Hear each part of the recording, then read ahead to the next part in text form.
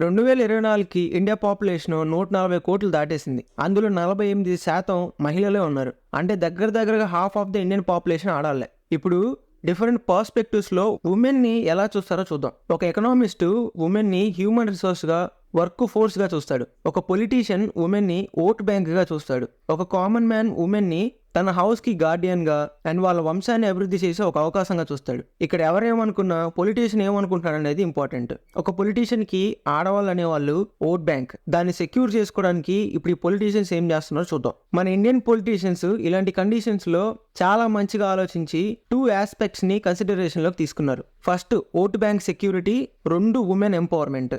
మహిళా vote బ్యాంక్ని secure చేస్తే సరిపోదు, దాన్ని స్ట్రాంగ్గా హోల్డ్ చేయగలగాలి. అలా చేయాలంటే ఉమెన్ ఎంపవర్మెంట్ ఒక్కటే దానికి దారి. వాళ్ళు ఎదగడం కోసం కావాల్సిన స్కీమ్స్, పాలసీస్ అన్నీ ప్రొవైడ్ చేశారు. ఫ్రీగా ఎడ్యుకేషన్ ఇచ్చారు, గవర్నమెంట్ జాబ్స్లో రిజర్వేషన్ ఇచ్చారు, ఉమెన్ ప్రొటెక్షన్ యాక్ట్స్ తెచ్చారు, 24 hours women help line services provide చేశారు, వర్కింగ్ ఉమెన్ హాస్టల్స్ బిల్డ్ చేశారు, చదువైపోయిన ఉమెన్కి ఫ్రీగా స్కిల్ ట్రైనింగ్ ఇచ్చారు, బిజినెస్ పెట్టుకుంటానంటే లో ఇంట్రెస్ట్కి అప్పులు కూడా ఇచ్చారు. అండ్ అవి కట్టలేని కండిషన్స్లో వాటిని రుణమాఫీల కింద కట్ చేసేసారు కూడా. ఏమైనా ఇండస్ట్రియల్ ఎక్విప్మెంట్ కొనుక్కోవాలంటే స్పెషల్ సబ్సిడీస్ ప్రొవైడ్ చేశారు. అండ్ పోలీసుల్లో కూడా మహిళా పోలీస్ వాలంటీర్స్ ఉన్నారు. ఇలా చెప్పుకుంటూ పోతే చాలానే ఉన్నాయి. గత 10 ఏళ్లుగా ఎలక్షన్స్ టైంలో రిలీజ్ చేసే ఏ పార్టీ మేనిఫెస్టో తీసుకున్నా ఉమెన్ ఎంపవర్మెంట్కి సంబంధించిన పాలసీస్, స్కీమ్సే 60% పైగా ఉన్నాయి. ఎన్ని స్కీమ్స్, ఎన్ని పాలసీస్ తెచ్చినా ఫ్రీగా ఏవైతే వస్తాయో వాటి వైపే పీపుల్ అట్రాక్ట్ అవుతారు. అలా ఓట్ బ్యాంక్ని అట్రాక్ట్ చేయడానికి తీసుకొచ్చిన ఒకానొక స్కీమే free bus system for women.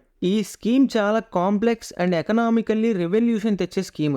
ఈ స్కీమ్ వల్ల ఎంతైతే లాభం ఉంటుందో నష్టం కూడా అంతే ఉంటుంది. ఆంధ్రప్రదేశ్ 2024 ఎలక్షన్స్లో సిబిఎన్ గారు అనౌన్స్ చేసిన సూపర్ 6లో ఈ free transport system for women అనే ఈ పథకం చాలా కాంట్రవర్సీగా ఉంది ప్రెసెంట్ డేస్లో. మన పక్క రాష్ట్రమైన తెలంగాణలో ఫ్రీ బస్ స్కీమ్ ఫర్ ఉమెన్ని ఇంప్లిమెంట్ చేయడం వల్ల ఎన్ని గొడవలు అయ్యాయో మనం క్లియర్గా చూసాం. ఆటో డ్రైవర్స్ ధర్నాలు చేశారు, బస్సులన్నీ విపరీతంగా ఫికిర్చిపోయాయి ఆడవాళ్ళ వల్ల.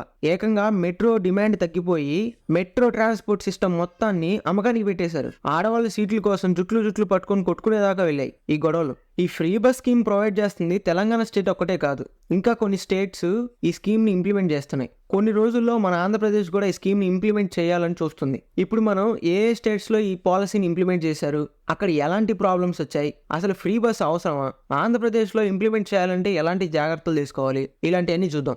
అవన్నీ మాట్లాడుకునే ముందు అసలు ఫ్రీ బస్ స్కీమ్ ఎందుకు అంత ఇంపార్టెంటో కొన్ని సిచ్యువేషన్స్ చూద్దాం. సుష్మా అండ్ సుస్మిత. సుష్మా బీటెక్ చదువుతుంది, సుస్మిత ఒక వర్కింగ్ ఉమెన్. వీళ్ళిద్దరూ ఒక యావరేజ్ మిడిల్ క్లాస్ ఫ్యామిలీకి చెందినవారు. సుష్మా కాలేజ్ సిటీ నుంచి 16 కిలోమీటర్ల బయట ఉంది. అక్కడికి వెళ్ళాలంటే రోజు తను సిటీ బస్ ఎక్కెళ్తుంది. రాను 15 రూపాయలు, పోను 15 రూపాయలు, అలా రోజుకు 30 రూపాయలు. ఒకవేళ ఎలాంటి కేసెస్లో అయినా బస్ మిస్ అయినా, బస్ అందకపోయినా తను ఆటోకి రావాలి. అలా ఒక నెల మొత్తంలో సుష్మా ట్రాన్స్పోర్టేషన్ కోసం 1000 రూపాయల దాకా ఖర్చు చేయాల్సి వస్తుంది. ఒక మిడిల్ క్లాస్ ఫ్యామిలీలో 1000 రూపాయలు అంటే it's not a small issue. And ఇలాంటి ఫ్యామిలీస్లో ఉమెన్కి మంత్లీ కావాల్సిన న్యూట్రిషన్ అండ్ పర్సనల్ హైజీన్ కూడా దొరకదు. సుస్మిత తన ఫ్యామిలీ కోసం ఊరి బయట ఉన్న ఇండస్ట్రియల్ పార్క్లో ఆటోమొబైల్ కంపెనీలో వర్క్ చేస్తుంది. తన ఇంటి దగ్గర నుంచి ఇండస్ట్రియల్ పార్క్ 10 కిలోమీటర్లు. రోజు తను రాను 10 రూపాయలు, పోను 10 రూపాయలు ఖర్చు చేసి ఆటోకి వెళ్ళి వస్తుంది. నెలకి దగ్గరగా 500 రూపాయల దాకా తన ట్రాన్స్పోర్టేషన్కి ఖర్చు అవుతుంది. సుష్మా తల్లిదండ్రులు ఇంత డబ్బు పెట్టి రోజు ఏం పంపిస్తామని అంత దూరం అనుకున్నా, ఆటోలకి ఇంత డబ్బు ఎందుకు అంత దూరం వెళ్లాల్సి వస్తుంది అనుకొని సుస్మిత అనుకున్నా, సుష్మా చదువు ఆగిపోతుంది, సుస్మిత ఫ్యామిలీ కష్టాలు కూడా తీరవు. ఈ కేసుని ఎగ్జాంపుల్గా తీసుకుంటే వీళ్ళకి ఫ్రీ ట్రాన్స్పోర్ట్ ప్రొవైడ్ చేస్తే సుష్మా రోజు కాలేజ్కి వెళ్ళి బీటెక్ కంప్లీట్ చేసి మంచి జాబ్ తెచ్చుకుంటుంది. సుస్మిత రోజు పనికి వెళ్ళి డబ్బులు సంపాదిస్తుంది. దానివల్ల తన ఫ్యామిలీ కష్టాలు దూరం అవుతాయి. ఇక్కడ వీళ్ళిద్దరికి ఫ్రీ ట్రాన్స్పోర్ట్ ఉండడం వల్ల వీళ్ళ జీవితాలు ఇలా మారితే, ఒక రాష్ట్రంలో ఫ్రీ ట్రాన్స్పోర్ట్ ఉంటే రాష్ట్రంలో ఎంతమంది బాగుపడతారు, ఎన్ని ఫ్యామిలీస్ బాగుపడతాయి. పబ్లిక్ ట్రాన్స్పోర్ట్ సిస్టమ్కి అంత పవర్ ఉంది. Free public transportation for women. ఇండియాలో ఈ స్కీమ్ని ఫస్ట్ ఇంప్లిమెంట్ చేసింది ఢిల్లీ. 2019 అక్టోబర్ 29న ఆమ్ ఆద్మీ పార్టీ సీఎం అరవింద్ కేజ్రీవాల్ గారు దీన్ని స్టార్ట్ చేశారు. ఈ స్కీమ్ పేరు పింక్ స్లిప్ పాస్. ఈ స్కీమ్ ద్వారా both AC and non AC బస్సెస్లో ఫ్రీగా ఉమెన్ ట్రావెల్ చేయొచ్చు. తర్వాత ఇంకో 5 స్టేట్స్ తమిళనాడు, కర్ణాటక, తెలంగాణ, కేరళ అండ్ పంజాబ్ మొత్తం కలిపి 6 స్టేట్స్ ఈ స్కీమ్ని ఇంప్లిమెంట్ చేస్తున్నాయి ప్రెసెంట్. ఢిల్లీలో కాకుండా డిఫరెంట్ స్టేట్స్లో డిఫరెంట్ కండిషన్స్తో ఈ స్కీమ్ని ఇంప్లిమెంట్ చేస్తున్నారు. వాళ్ళ స్టేట్లో వాళ్ళ పాపులేషన్కి అనుగుణంగా ఈ స్కీమ్ని ఇంప్లిమెంట్ చేస్తున్నారు. తమిళనాడు 2021 మేలో జీరో టికెట్ బస్ ట్రావెల్ అనే స్కీమ్ పేరుతో దీన్ని ఇంప్లిమెంట్ చేశారు. సిటీలో అప్ టు 30 కిలోమీటర్స్ వరకు ఆర్డినరీ బస్సెస్లో ఉమెన్ ఫ్రీగా ట్రావెల్ చేయొచ్చు. అన్లిమిటెడ్ రైడ్స్ ఉంటాయి. తమిళనాడు స్టేట్ ప్లానింగ్ కమిషన్ ఈ స్కీమ్ చాలా పెద్ద గ్రాండ్ సక్సెస్ అయిందని, తమిళనాడు ఉమెన్ దీన్ని బాగా యూజ్ చేసుకున్నారని, agriculture, construction and domestic labours, చిన్న వ్యాపారులు దీన్ని బాగా యూజ్ చేసుకున్నారని, వాళ్ళ నెలవారీ ఆదాయంలో 14% వరకు సేవ్ చేసుకోగలుగుతున్నారని చెప్పారు. అది ఎంతవరకు నిజం అనేది ఇంకా ప్రజలకే తెలియాలి. కర్ణాటకలో రీసెంట్గానే 2023 మేలో ఈ స్కీమ్ని లాంచ్ చేశారు. ఈ స్కీమ్ పేరు శక్తి. ఉమెన్ డీటెయిల్స్ అన్ని శక్తి స్కీమ్ కింద గవర్నమెంట్కి సబ్మిట్ చేస్తే గవర్నమెంట్ వాళ్ళు స్మార్ట్ కార్డ్ ఇస్తారు. దాన్ని యూజ్ చేసి రాష్ట్రం మొత్తం ఫ్రీగా తిరగచ్చు. కిలోమీటర్స్కి లిమిట్ లేదు, అన్లిమిటెడ్ రైడ్స్ ఉంటాయి. అండ్ నెక్స్ట్ తెలంగాణలో డిసెంబర్ 2023 నుంచి ఈ స్కీమ్ని మహాలక్ష్మి స్కీమ్ పేరుతో ఇంప్లిమెంట్ చేశారు. తెలంగాణ గవర్నమెంట్ ఈ స్కీమ్లో ఉమెన్తో పాటు ట్రాన్స్జెండర్స్ని కూడా ఇంక్లూడ్ చేశారు. ఇది చాలా గ్రేట్ మూవ్ అని చెప్పొచ్చు. ఈ స్కీమ్లో Telangana women Palle Velugu, express, city ordinary, city metro బస్సెస్లో ఫ్రీగా ట్రావెల్ చేయొచ్చు, అన్లిమిటెడ్ రైడ్స్. అండ్ నెక్స్ట్ వచ్చేసి కేరళలో 2021 ఆగస్టులో సముద్ర బస్ సర్వీసెస్ పేరుతో ఈ స్కీమ్ని ఇంప్లిమెంట్ చేశారు. కానీ కేరళలోని అందరు ఉమెన్ ఈ స్కీమ్ని వాడుకోలేరు. ఈ స్కీమ్ని పర్టికులర్గా కోస్టల్ ఏరియాస్లో ఉండే చేపలు అమ్ముకునే ఆడవాళ్ళ కోసం మాత్రమే డిజైన్ చేశారు. కేరళ స్టేట్ ఫిషరీస్ డిపార్ట్మెంట్తో కొలాబరేట్ అయ్యి ఈ స్కీమ్ని ఇంప్లిమెంట్ చేస్తున్నారు. కోస్టల్ ఏరియాస్లో ఉండే ఆడవాళ్ళు రోజు వాళ్ళు పట్టిన చేపల్ని కోస్టల్ ఏరియాస్ నుంచి సిటీకి తీసుకొచ్చి అక్కడ అమ్ముకోవడానికి రోజుకి 400 నుంచి 500 ఖర్చు అవుతుంది. దీన్ని తీసేయడానికి Kerala government general passenger buses కాకుండా చేపలు ట్రాన్స్పోర్ట్ చేసుకోవడానికి స్పెషల్గా 3 బస్ సర్వీసెస్ని ప్రొవైడ్ చేసింది. ఈ బస్సెస్ ఆర్డినరీ ప్యాసింజర్ బస్సెస్ కాదు. మార్నింగ్ 5 నుంచి నైట్ 10 వరకు ఫ్రీగా ఈ బస్సెస్లో ట్రావెల్ చేయొచ్చు.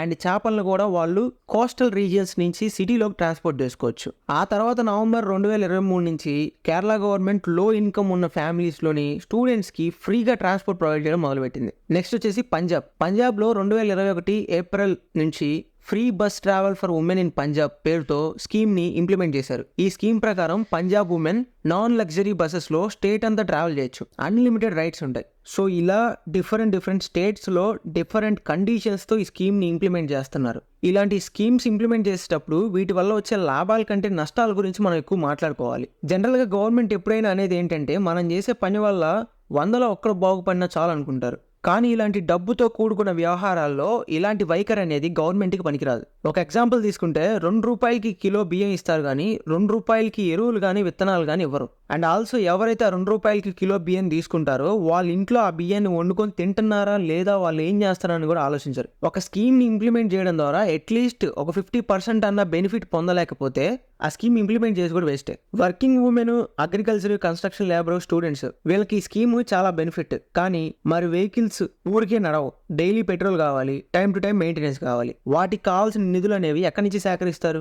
దానికి మళ్ళీ ప్రజల మీద భారం పడుతుంది. లేకపోతే వేరే మంచి పనులకు కావాల్సిన నిధులు వీటికి కేటాయించాల్సి వచ్చింది. వర్క్ పర్పస్కి అయితే ఓకే, లీజర్గా ట్రావెల్ చేసే వాళ్ళని ఎలా ఆపుతారు? ఈ స్కీమ్ ఇంప్లిమెంటేషన్ ముందు వరకు కొంతమంది ట్రైన్స్లో వెళ్తారు, కొంతమంది బస్సెస్లో వెళ్తారు, కొంతమంది ప్రైవేట్ ట్రాన్స్పోర్ట్ని యూజ్ చేసుకుంటారు. ఇప్పుడు ఫ్రీ అన్నాక అందరు ఇటే వస్తారు. అప్పుడు రెగ్యులర్గా ట్రావెల్ చేసేవాళ్ళు, మగాళ్ళు, హ్యాండికేప్డ్ పీపుల్ వాళ్ళంతా ఏమైపోతారు? ఆడవాళ్ళంతా ఒకేసారి వచ్చి బస్సు ఎక్కగానే బస్సు అంతా వాళ్ళతో నిండిపోయింది. మిగతా వాళ్ళు ఎలా ట్రావెల్ చేయాలి? అండ్ దీనివల్ల సోషల్ ఇన్ఈక్వాలిటీస్ వస్తాయి. జనరల్గా బస్సులో ముందు సీట్లు ఆడవాళ్ళకి కేటాయించాలని రాసుంటుంది. ఆ ప్లేస్లో మగవాళ్ళు కూర్చొని మేము మనీ ఇచ్చి ట్రావెల్ చేస్తున్నాం, మేము ఎందుకు నిల్చొని రావాలని క్వశ్చన్ చేస్తున్నారు కొన్ని ప్లేసెస్లో ఈ స్కీమ్ ఇంప్లిమెంట్ అవ్వడం వల్ల. అండ్ ఫ్రీగా ట్రావెల్ చేయడం వల్ల కొన్ని ప్లేసెస్లో ఆడవాళ్ళకి రెస్పెక్ట్ ఇవ్వట్లా. మనం ఏదైనా ఫ్రీగా ఇస్తుంటే దానివల్ల ఇంకొకరికి ఇబ్బంది ఉండకూడదు. ఫ్రీ బస్సెస్ స్కీమ్ వల్ల ఎన్ని ప్రాబ్లమ్స్ వచ్చాయో తెలంగాణలో క్లియర్గా చూసాం. ఆంధ్రప్రదేశ్ లాంటి స్టేట్స్లో వర్క్ కోసం డైలీ 50 కిలోమీటర్స్ దాటి ట్రావెల్ చేసే వాళ్ళు చాలా మంది ఉన్నారు. అలాంటి వాళ్ళు ఈ స్కీమ్ వల్ల చాలా ఇబ్బంది పడతారు. ఒకవేళ ఈ స్కీమ్ని ఇంప్లిమెంట్ చేస్తే ప్రజెంట్ ఉన్న పబ్లిక్ ట్రాన్స్పోర్ట్ సిస్టమ్ ఈ సడన్ చేంజ్కి అడ్జస్ట్ అవ్వడం అనేది కూడా చాలా కష్టం. నెంబర్ ఆఫ్ బస్సెస్ కూడా పెంచాల్సి వచ్చింది. ఇది గవర్నమెంట్ మీద ఫైనాన్షియల్గా బడ్డెని తీసుకొని వచ్చింది. అండ్ ప్రజెంట్ మన కండిషన్ చూసుకుంటే రాజధాని లేని సిచ్యువేషన్లో ఇలాంటి డిసిషన్ గవర్నమెంట్ని ఫైనాన్షియల్గా చాలా ఇంపాక్ట్ చేస్తుంది. అయినా ఇప్పటి వరకు చరిత్ర చూసుకుంటే ఫ్రీగా ఇచ్చిన వాటి వల్ల సొసైటీ బాగుపడ్డట్టు ఎక్కడా చూడలేదు. అండ్ ఈవెన్ వాటిని మిస్యూజ్ చేసిన కండిషన్స్ చాలా ఎక్కువ ఉన్నాయి. అండ్ అలా అని నేను దీనికి వ్యతిరేకంగా ఏం లేను. దీన్ని ప్రాపర్గా యూటిలైజ్ చేసుకుంటే బాగుపడే వాళ్ళు చాలా మంది ఉన్నారు. కానీ గవర్నమెంట్ దీన్ని ప్రాపర్గా ఇంప్లిమెంట్ చేయాలి. ప్రజెంట్ ఉన్న సిచ్యువేషన్లో స్టేట్లో ఇది ఇంప్లిమెంట్ చేయకపోవడం మంచిది. స్టేట్ కొంచెం డెవలప్ అయ్యాక, ఇండస్ట్రీస్, కంపెనీస్ అన్నీ వచ్చాక, ప్రజలు పనుల కోసం మూవ్ అవుతున్నారు అనే సిచ్యువేషన్లో ఇంప్లిమెంట్ చేస్తే బాగా యూజ్ చేసుకుంటారు. అండ్ అప్పుడు కూడా పైన చెప్పిన ప్రాబ్లమ్స్ అన్ని రెక్టిఫై చేస్తే ఓకే, లేకపోతే అట్టర్ ఫ్లాప్ అవుతుంది. దీని మీద నా ఒపీనియన్ అయితే ఇది. అండ్ మీరేమనుకుంటున్నారో, మీ ఒపీనియన్ ఏంటో కామెంట్ బాక్స్లో కామెంట్ చేయండి.